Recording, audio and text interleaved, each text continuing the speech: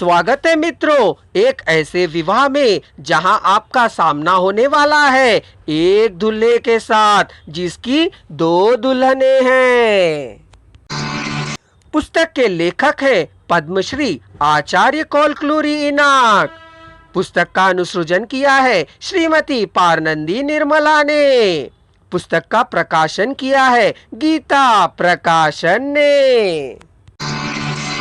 ऐसी छोटी बहन शादी करने के बाद ससुराल जाते समय आंखों में पानी भरकर कहने वाली बात को उसकी इच्छा को पूरा ना कर सकने वाला नहीं था बुज्जलू।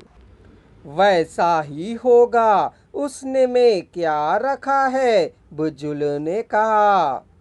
पर बुज्जलू की अभी शादी नहीं हुई थी। सभी से विदा लेती हुई नल्लम्मा मुझे भूल मत जाना रे भैया कह फूट फूट कर रोने लगी थी। भूलूंगा नहीं रे मेरी सोने की चिड़िया, कह नल्लम्मा के साथ कुछ दूर तक जाकर उसे विदा करके लौट आया था बुज्जलू। नल्लम्मा को 1 साल बाद बेटा हुआ था। उस साल बुज्जलू की शादी मल्ली से हुई। वह चमेली की तरह बहुत सुंदर थी। साल होते होते मल्ली को भी बेटा हुआ।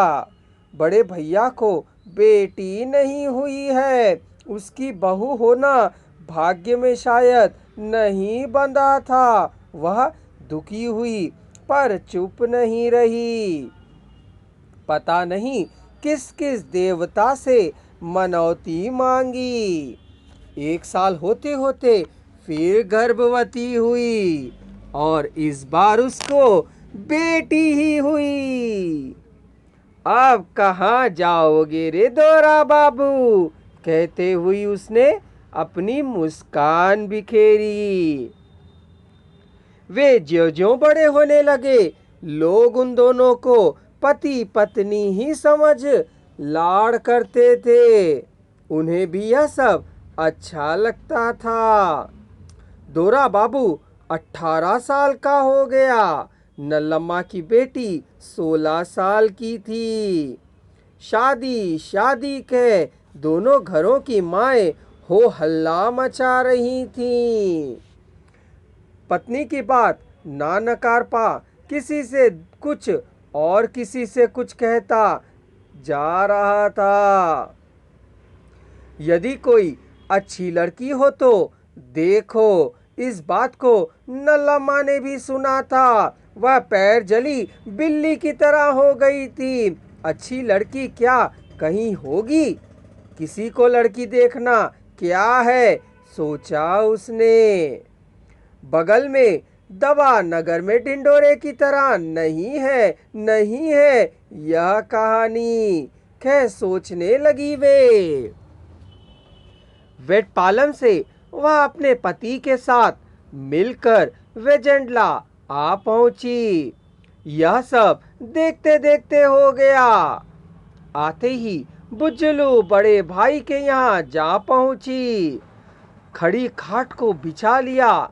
खाट के बीचों बीच पालती मार वह बैठ गई।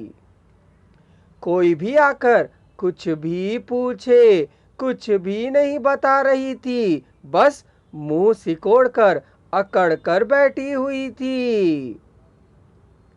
चारों बड़े भाई और 2 छोटे भाइयों के आकर पूछने पर गांव में मैका होते हुए यहाँ आकर क्यों बैठी हो, पूछने पर भी उसने अपना मुंह नहीं खोला। माता पिता के आकर हमारे गांव आकर हमारे घर ना आकर यहाँ क्यों बैठी हो, चलो बस अब घर चलो, कहने पर भी वह ना उठी ना हिली ना ही डुली। खेत से बुज्जलू बड़े भाई को आते देख एक बारगी काट से उछल कर आ गई और उसे गले लगाकर जोर जोर से रोने लगी।